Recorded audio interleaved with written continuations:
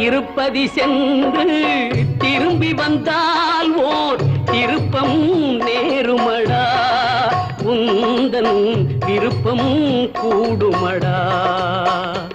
நீ திறந்திட நினைக்கும் கதவுகளெல்லாம் தானே திறக்குமடா, உன்னை தர்மம் அணைக்குமடா, உன்னை தர்மம் அணைக்குமடா.